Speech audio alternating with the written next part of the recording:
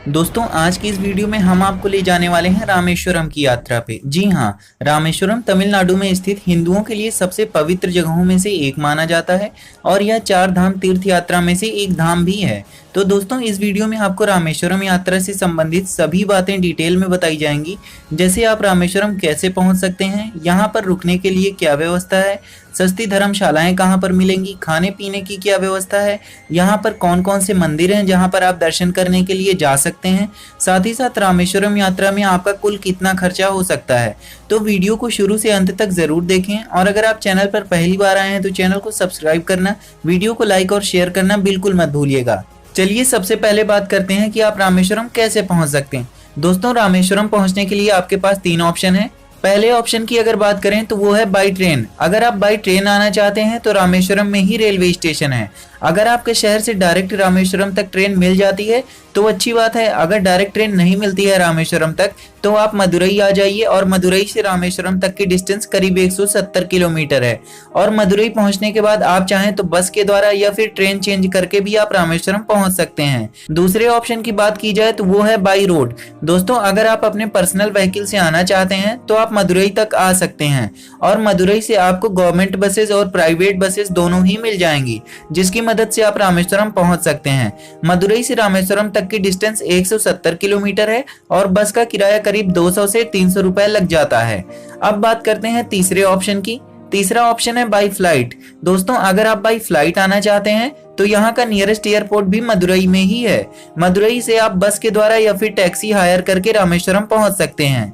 इन तीनों ही ऑप्शन में मेरा रिकमेंडेशन आपको रहेगा कि आप बाई ट्रेन आइए, क्योंकि ये सबसे सस्ता और सुविधाजनक आपको पड़ेगा।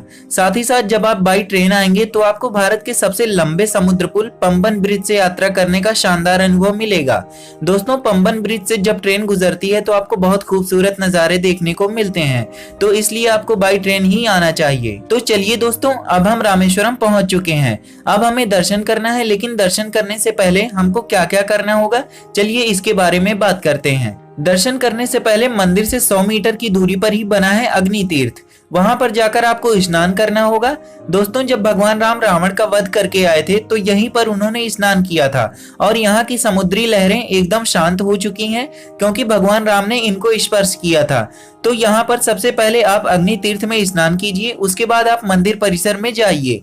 अग्नि कुंड में या अग्नि तीर्थ में स्नान करने के बाद जब आप मंदिर परिसर में जाएंगे तो वहां पर 22 कुंड हैं और वहां भी 22 कुंड में आपको स्नान करना होगा।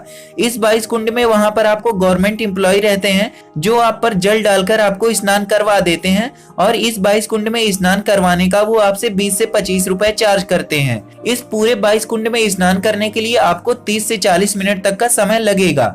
स्नान करने के बाद आप वहां पर चेंजिंग रूम भी बने हुए हैं जहां पर आप कपड़े बदल सकते हैं। उसके बाद आप मुख्य मंदिर में भोलेनाथ के शिवलिंग का दर्शन करने जा सकते हैं। दोस्तों मंदिर परिसर में 2 शिवलिंग हैं। पहला वो जो हनुमान जी कैलाश पर्वत से लाए थे और दूसरा वो जो सीता माता जी द्वारा रेत से निर्मित किया गया शिवलिंग था। तो पहले आप हनुमान जी द्वारा लाए गए शिवलिंग का दर्शन करेंगे, उसके बाद आप सीता माता द्वारा निर्मित शिवलिंग के दर्शन करेंगे। दोस्तों मंदिर परिसर में जब आप जाएंगे तो आपको बहुत सुंदर नजारा देखने को मिलेगा। आपको बता दें कि इंडिया का लार्जेस्ट कॉरिडोर रामेश्वरम मंदिर में ही है। यहाँ के कॉरिडोर गलियारे बेहद खूबसूरत हैं और नए पत्थरों से बने हुए पिलर यहाँ पर आपको बहुत ही आकर्षित करेंगे। दोस्तों मंदिर परिसर में ही अनेक मंदिर हैं, जैसे अंबिका माता का मंदिर, हनुमान जी का मंदिर, पार्वती माता का मंदिर। इन सारे मंदिर में जाकर आप दर्शन कर सकते हैं। चलिए दोस्तों हमारा दर्शन हो चुका है। अब बात करते हैं कि हमें यहाँ पर रुकना कहाँ पे है और रुकने की क्या व्यवस्था है। यहाँ पर रुकने के लिए आपके पास 3 ऑप्शन है। पहला ऑप्शन है धर्मशाला का। जी हाँ, आपको यहाँ पर धर्मशाला मिल जाएगी जो आपको सबसे सस्ता पड़ जाएगा और एक दिन के लिए धर्मशाला का चार्ज 250 से 300 रुपए तक रहता है। रामेश्वरम में आपको मंदिर परिसर के आसपास ही बहुत सारी धर्मशालाएं देखने को मिल जाएंगी। दूसरा ऑप्शन है दोस्तों रामेश्वरम मंदिर ट्रस्ट की तरफ से भी वहां पर रूम अवेलेबल कराए जाते हैं, जिन्हें आप इस वेबसाइट पर जाकर ऑनलाइन बुक कर सकते हैं और ट्रस्ट के रूम का चार्ज 500 रुपए पर डे का होता है। तीसरे ऑप्शन की बात करें तो वो है प्राइवेट होटल।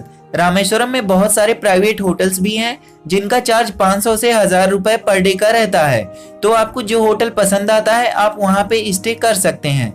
चलिए अब बात करते हैं भोजन की। तो भोजन के लिए भी आपके लिए यहाँ पर दो ऑप्शन है। पहले ऑप्शन की अगर बात करूं तो वो है मंदिर परिसर में ही मंदिर ट्रस्ट की तरफ से भंडारा चलता रहता है, तो आप भंडारे में जाकर भोजन कर सकते हैं।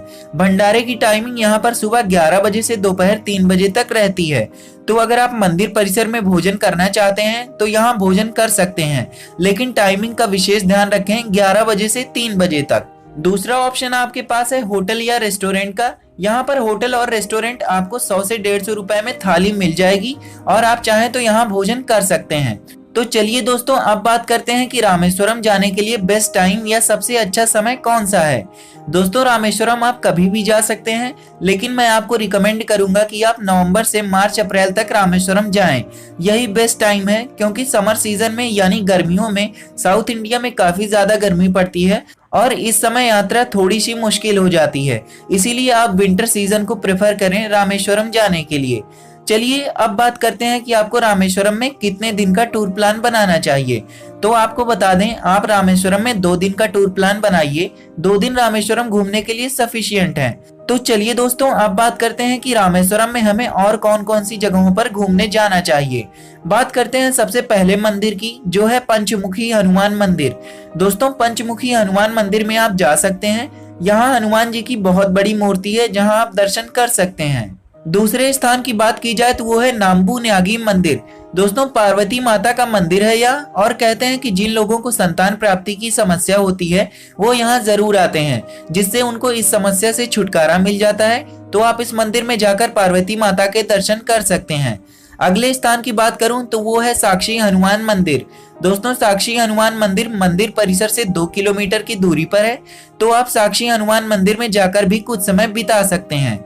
इसके बाद अगले स्थान की बात करें तो वो है कलाम स्मारक। दोस्तों, यहाँ पर अब्दुल कलाम जी का स्मारक बनाया गया है। ये वो स्थान है जहाँ पर कलाम जी को दफनाया गया है, तो आप यहाँ जाकर कलाम जी को श्रद्धांजलि अर्पित कर सकते हैं। दोस्तों, अगला जो स्थान है वो है धनुषकोडी।